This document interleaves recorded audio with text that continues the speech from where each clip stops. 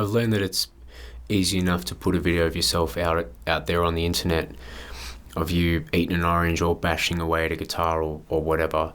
That's the easy part. The hardest part is getting yourself noticed and getting your music into people's ears.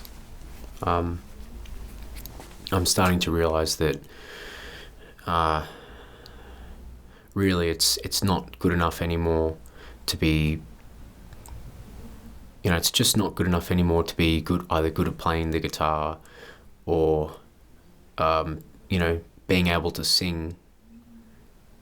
It's like, you've got to be doing some crazy shit like playing a set of bagpipes that are sitting on top of the Eiffel Tower while you're standing at the fucking bottom.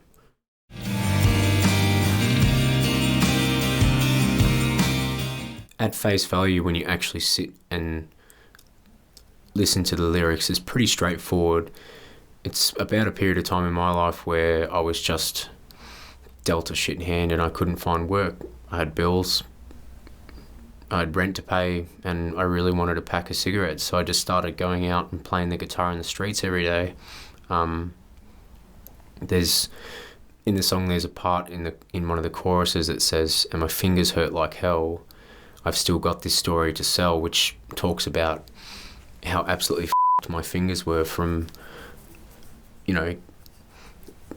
going out and playing the guitar for 4, 5, 6 hours a day, 5 to 7 days a week for 3 months straight, But it goes a lot deeper than that. It's also about waking up one morning and looking at yourself in the mirror and realising that just seeing some fat and lazy, ass looking back at you.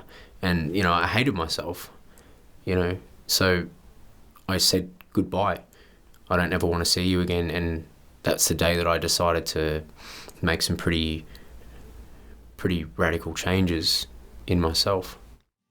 Creeps away earlier each day, and my fingers hurt like hell. I got this story to tell. At 6 p.m. I'm packing it in.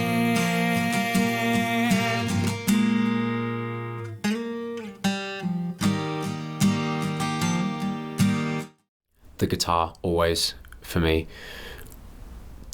For me, writing music is like building a house, so to speak. The guitars, at the very least, are the foundation, and the words are what goes on top. I do what's easiest for me, and I do envy other musicians that are able to write music in the opposite direction, so to speak. But, I'd like to be more versatile like that, but it just doesn't work for me. I have to write the music first and then put the lyrics on top. But that being said, if I do think of something catchy or, something that sounds good, I'll usually grab the nearest piece of paper that I can and a pen and write it down before I forget it. I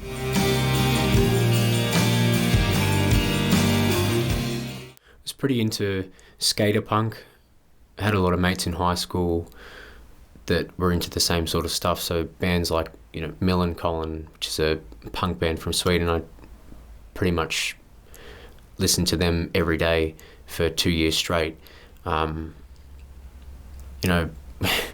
had this one bloke that used to hang out with us. I can't remember what his name was, but he had this ridiculous looking mohawk.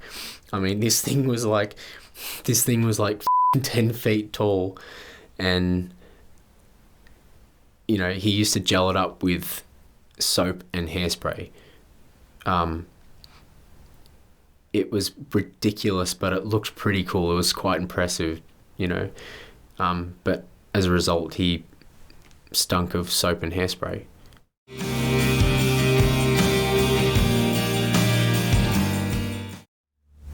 Biggest fear? Dying, probably. Well, actually, yeah, that it is. But then technically, it's not part of life because, you're dead. So that gets a little bit complicated. But I don't know. It's probably the sort of thing that you would talk about with your mates at 3 o'clock in the morning over 5 packs of Doritos and, you know, a or two. I don't know.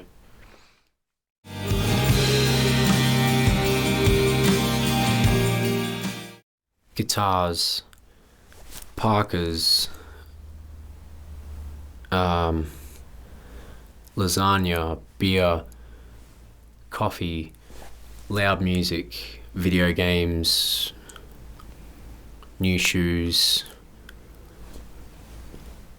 helicopters, Chinese food.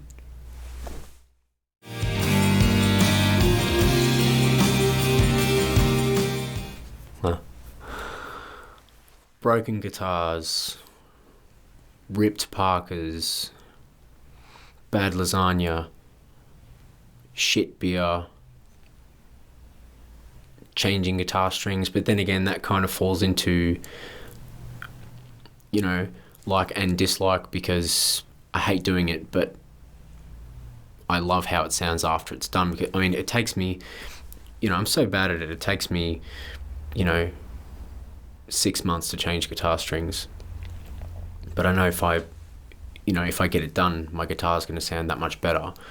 I just can't stand the sound of old strings. It just drives me mad. It just, you know, sounds dead to me. Cloves, can't stand them. Coriander, that can stay in hell. Burns, boring jobs, and all of the above.